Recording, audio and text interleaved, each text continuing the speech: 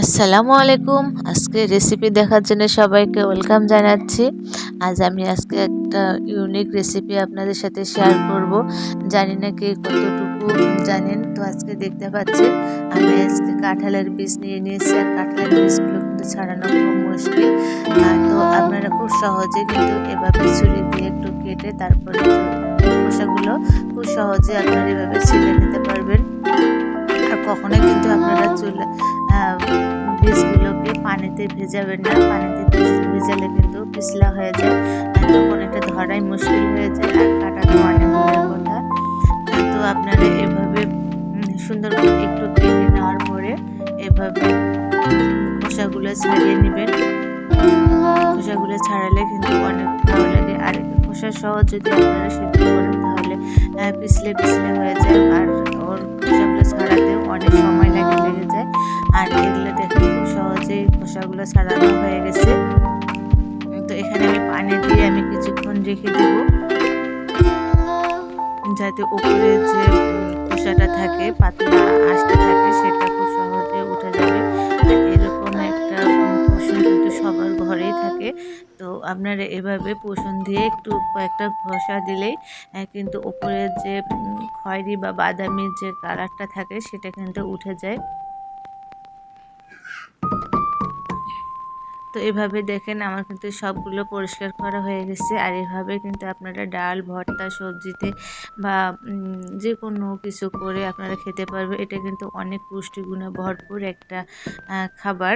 তো আপনারা অবশ্যই এই সিজনে আপনারা খেতে পারবেন বা আপনারা এটা সংরক্ষণ করে রাখতে পারবেন।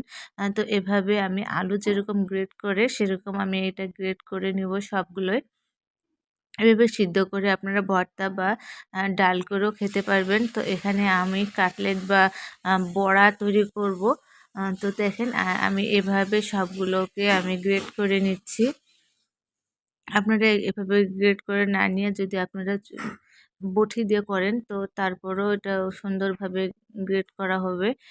তো আপনারা বটি দিয়েও করতে পারেন, কোনো সমস্যা নেই। তো এভাবে করলে একটু বেশি ভালো হয়। তো এখানে আমি লবণ দিয়ে দিলাম। আজকে আমি আপনাদের বড়া করে দেখাবো। তো অবশ্যই আপনারা এখানে আপনাদের প্রয়োজন মতো বা আপনারা যেরকম বড়া খেতে লবণটা খেতে চান সেরকমভাবে আপনারা উপকরণগুলো দিয়ে দিবেন। আর এখানে আমি দিয়ে দিলাম হলুদের গুঁড়ো আর মরিচের গুঁড়ো। আপনারা আপনাদের স্বাদ মতো দিয়ে দিবেন। আর এখানে আমি দিয়ে দিলাম ধনিয়ার গুঁড়ো আর এখানে রসুন এবং পেঁয়াজ দিয়ে দিলাম। আমি বারবার করে বলতেছি আপনারা আপনাদের যেরকম খেতে ইচ্ছা হয় উপকরণগুলো সেরকম করে দিয়ে দিবেন। আর এখানে আমি দিয়ে দিলাম চালের গুঁড়ো। চালের গুঁড়ো দিলে কিন্তু অনেক মুচমুচে হয়, অনেক সুন্দর লাগে তখন খেতে। আর যে কোনো ভাজা পোড়া যদি মুচমুচে না হয় তাহলে কিন্তু খেতে ভালো লাগে না। আর এখানে আমি কয়েক চামচ পানি দিয়ে দিলাম। যেহেতু এটা ঝরঝরে সেজন্য একটু পানি দিলে অনেক ভালো হয়। আর এখানে আমি দিয়ে দিলাম বেসন। আপনারা আপনাদের উপকরণ অনুযায়ী বেসনটা দিয়ে দিবেন। আর আমি এখানে ২ থেকে ৩ চামচের মতো বেসনটা দিয়ে দিলাম। দিয়ে এভাবে আমি কিছুক্ষণ মথে নিব।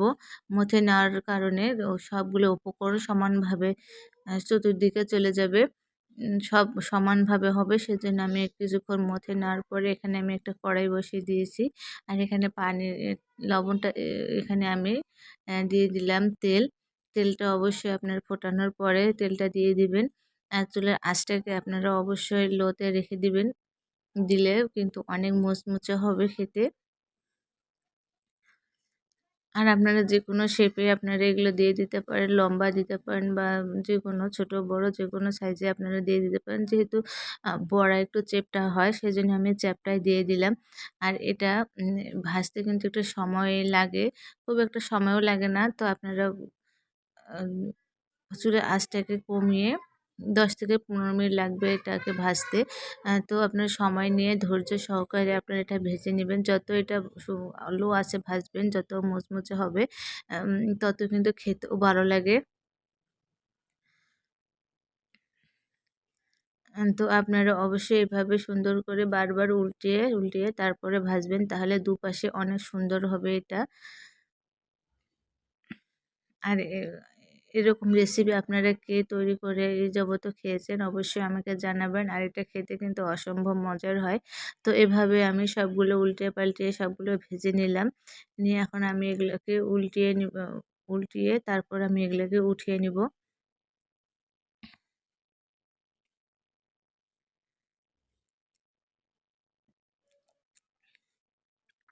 একইভাবে আমি আবারও দিয়ে দিচ্ছি। বাকিগুলো আমি এভাবে উল্টে পাল্টে সবগুলো ভেজে নিব। আমার রেসিপি আজকে কে দেখলে অবশ্যই আমাকে কমেন্ট করবেন আর অবশ্যই আমার চ্যানেলটা সাবস্ক্রাইব করবেন। আল্লাহ হাফেজ।